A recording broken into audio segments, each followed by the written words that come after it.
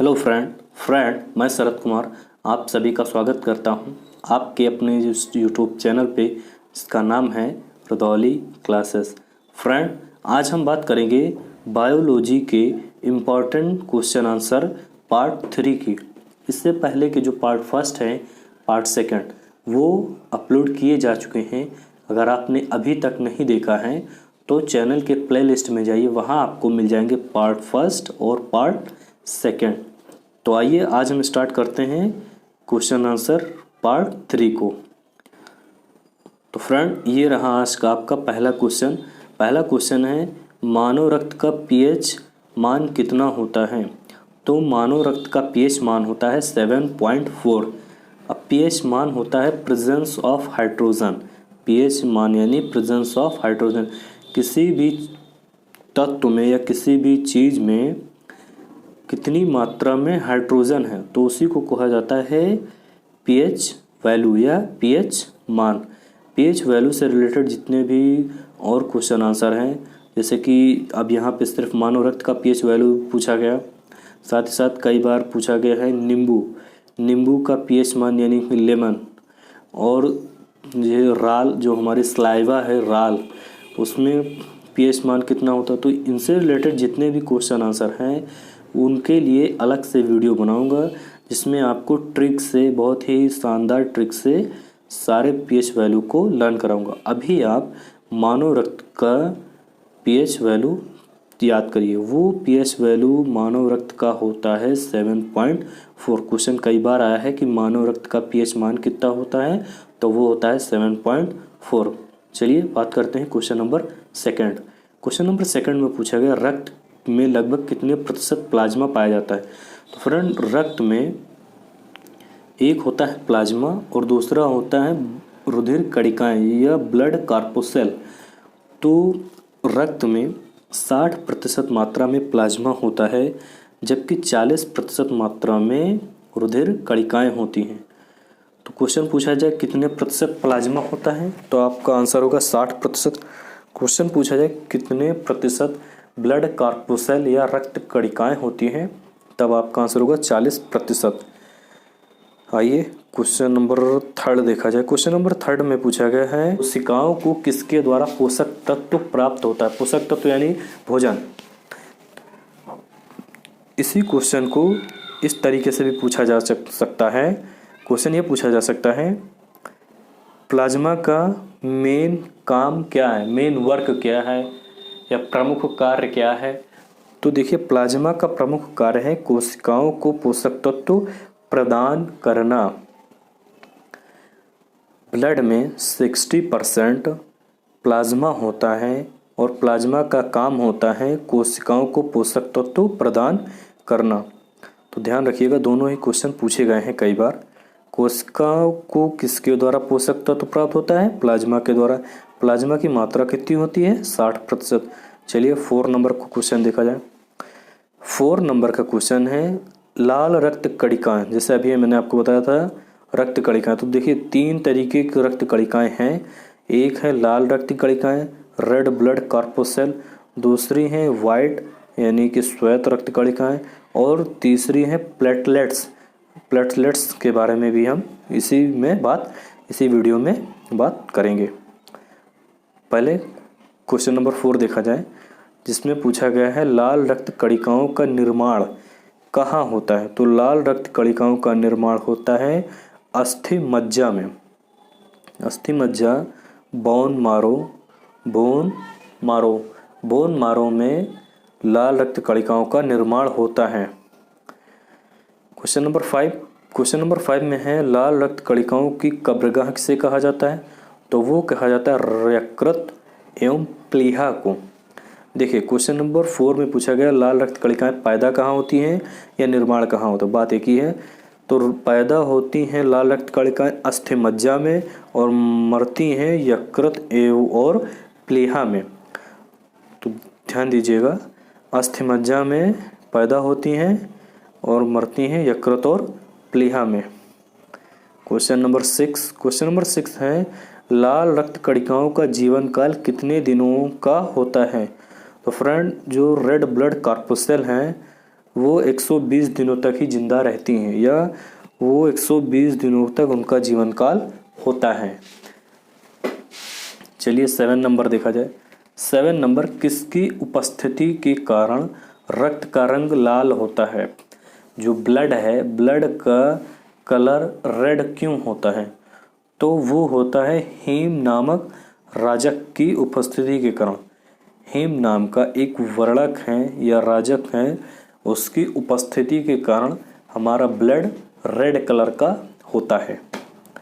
Question number 8 देखा जाए। Question number 8 है, हीमोग्लोबिन की कमी से कौन सा रोग होता है? हीमोग्लोबिन की कमी से होता है एनीमिया, यानी कि रक्त छीणता। हिंदी में रक्त छीणता, इंग्लिश में एनीमिया। देखिए एनीमिया की स्पेलिंग लिखी गई, हीमोग्लोबिन की कमी से एनीमिया। बात करते हैं क्वेश्चन नंबर 9। क्वेश्चन नंबर 9 में अब बात करेंगे हम श्वेत रक्त कणिकाओं की। वाइट ब्लड कॉर्पोसेल WBC 2 से 3 दिनों तक ही जीवित रहती हैं। तो क्वेश्चन पूछा गया है कि श्वेत रक्त कणिकाओं का जीवन काल कितने दिनों का होता है? तो इनका जीवन काल होता है 2 से 3 दिनों का। चलिए बात करते हैं क्वेश्चन नंबर 10 की। क्वेश्चन नंबर 10 में पूछा गया है, कौन सा विटामिन रक्त के थक्का बनाने में सहायक होता है? पहले ये जानिए कि रक्त का थक्का क्या होता है। होता क्या है, मान लीजिए अचानक से हमारे चोट लगे तो हमें रक्त बहने लगता है, ब्लीडिंग होने लगती है, और थोड़ी बार देर बाद देखिए धीरे धीरे वो रक्त बहना बंद हो जाता है। तो जो रक्त बहना बंद हुआ उसी को कहते हैं रक्त का थक्का। रक्त बंद हुआ तो रक्त का थक्का बन गया। तो इसी में हेल्प कौन करता है? तो वो हेल्प करता है विटामिन के। विटामिन के की वजह से रक्त में थक्का बनता है। अगर रक्त का थक्का नहीं बनेगा तो लगातार ब्लीडिंग होती रहेगी और एक टाइम ऐसा आएगा कि मनुष्य की मृत्यु भी हो जाएगी। तो विटामिन के एक महत्वपूर्ण विटामिन है हमारे जीवन के लिए, और विटामिन के हेल्प करता है रक्त के थक्के को बनाने में। चलिए नेक्स्ट क्वेश्चन देखा जाए। अब नेक्स्ट क्वेश्चन है, रक्त समूह की खोज किसने की? देखिए फ्रेंड, होता क्या है, आपको मालूम होगा कि 4 रक्त समूह हैं।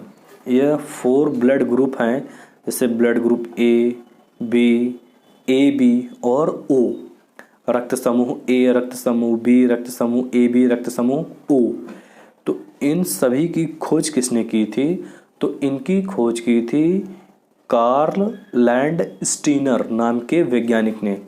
नाम था इनका कार्ल लैंडस्टीनर।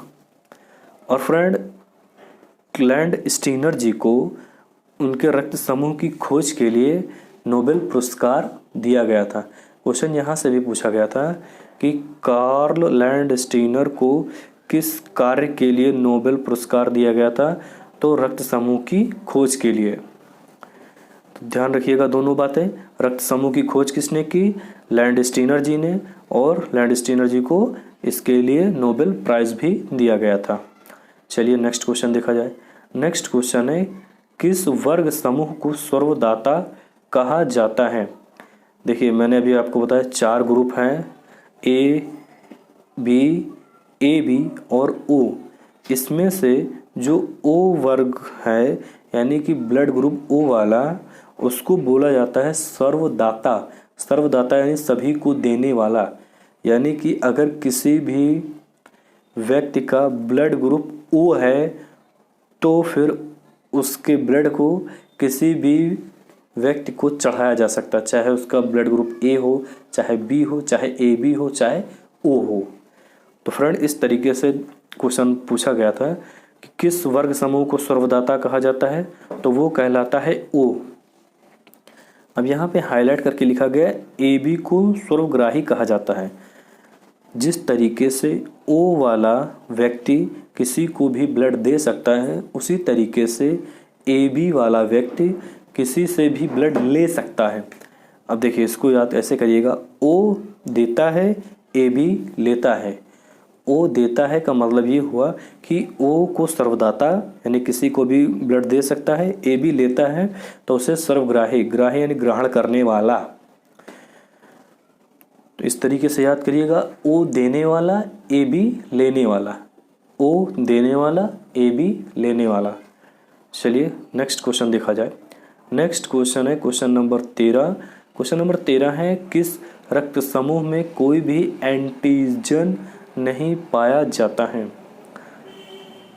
रक्त समूह ओ में कोई भी एंटीजन नहीं पाया जाता। देखिए अभी हमने 12 नंबर में बात की थी, ओ को सर्वदाता कहा जाता है, ओ किसी को भी रक्त दे सकता है। क्वेश्चन इस तरीके से भी पूछा गया है एग्जाम में।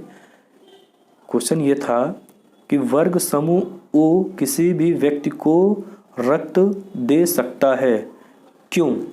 तो आपके ऑप्शन 4 दिए गए थे, उनमें से पहला इस तरीके से था क्योंकि उसमें प्लाज्मा नहीं होता, फिर दूसरा था क्योंकि उसमें रक्त कणिकाएँ नहीं होती, तीसरा था क्योंकि उसमें एंटीजन नहीं होता, और चौथा दिया गया था क्योंकि उसमें एंटीबॉडी नहीं होती। तो फ्रेंड इसका आंसर होगा 3 नंबर में है, क्योंकि उसमें एंटीजन नहीं पाया जाता। रक्त समूह ओ में कोई भी एंटीजन ना पाए जाने के कारण रक्त समूह ओ किसी को भी ब्लड दे सकता है। ध्यान रखिएगा, मैंने जो बताया अभी आपको, सिर्फ आप इतना ध्यान रखिएगा, ओ को सर्वदाता कहा जाता है क्योंकि वो उसमें एंटीजन नहीं होता, ओ में एंटीजन नहीं। और देखिए यहाँ पे भी हाईलाइट किया गया, ए बी में कोई एंटीबॉडी नहीं। रक्त समूह ए भी किसी का भी ब्लड ले सकता है, क्यों ले सकता है? क्योंकि उसमें कोई भी एंटीबॉडी नहीं होती है। अब देखिए कन्फ्यूज़न होती है कि ए बी को एंटीबॉडी नहीं होती या फिर ओ में एंटीबॉडी नहीं होती। देखिए इसको लर्न करने का आसान तरीका मैं आपको बता रहा हूँ, ध्यान से सिर्फ आप सुनिएगा। इसका तरीका ये हो सकता है, हम बात करते हैं ए बी वाले की और एंटीबॉडी। अब देखिए ए बी में बी शब्द आया और एंटीबॉडी में भी बी शब्द है। जैसे एंटीबॉडी को जब इंग्लिश में लिखेंगे तो उसमें बॉडी जो शब्द है BODY लास्ट में लिखेंगे आप, तो उसमें भी बी आएगा। तो ऐसे ध्यान रखिएगा, ए बी में एक बी पहले से आ गया तो अब दूसरा बी उसमें नहीं होगा। ए बी में एक बी आ गया तो अब दूसरा बी नहीं होगा, यानी कि ए बी में एंटीबॉडी नहीं होगा। ऐसे ध्यान रखिएगा। तो जब ए बी में एंटीबॉडी नहीं होगा तो इसका मतलब ये है कि ओ में एंटीजन नहीं होगा। ए बी में एंटीबॉडी नहीं, ओ में एंटीजन नहीं, ऐसे ध्यान रखिएगा। ए बी में एक बी आ गया है तो दूसरा बी यानी कि एंटीबॉडी का बी नहीं आएगा।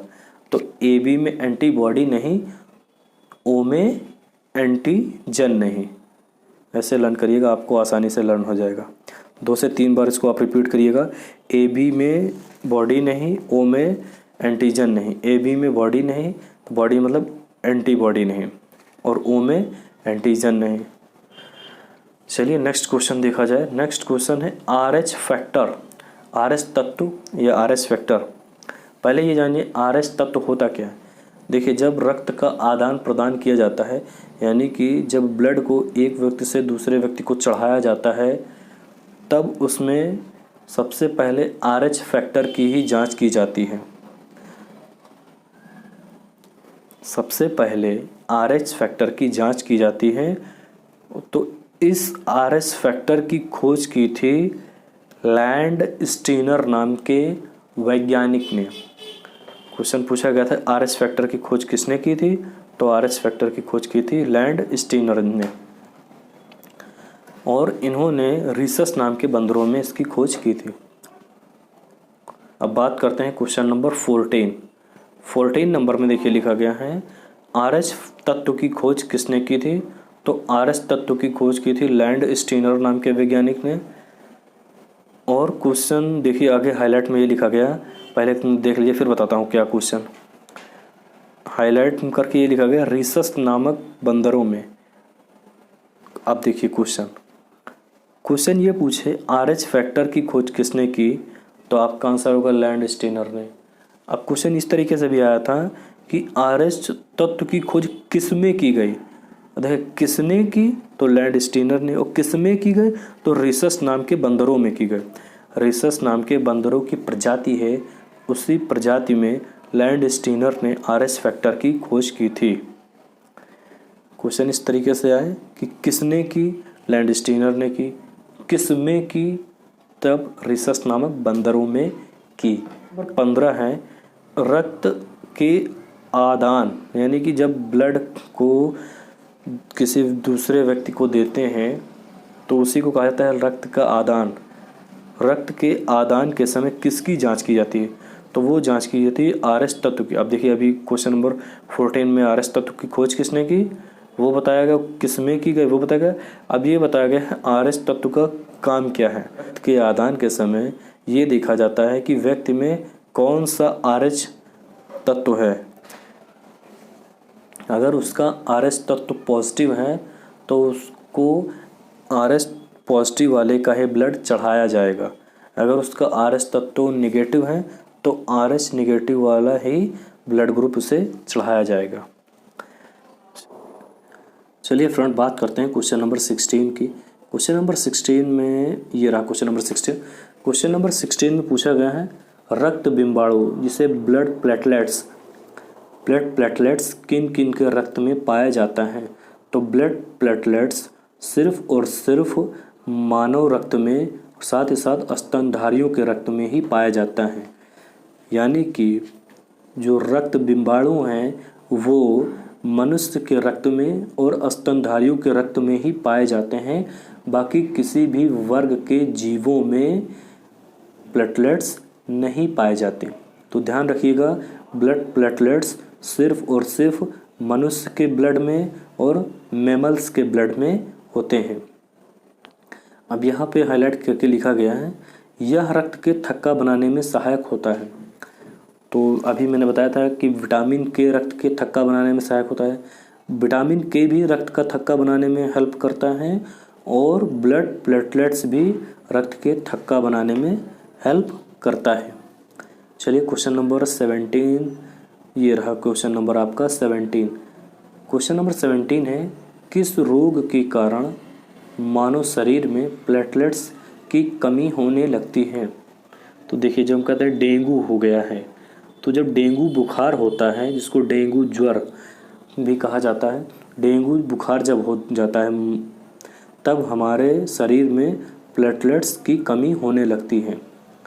प्लेटलेट्स की कमी कब होती है? जब डेंगू बुखार होता है। तो फ्रेंड यहाँ पे आज मैंने आपको इम्पॉर्टेंट क्वेश्चन आंसर कंप्लीट कराए। चलिए फ्रेंड मिलते हैं नेक्स्ट क्वेश्चन आंसर के साथ नेक्स्ट वीडियो में।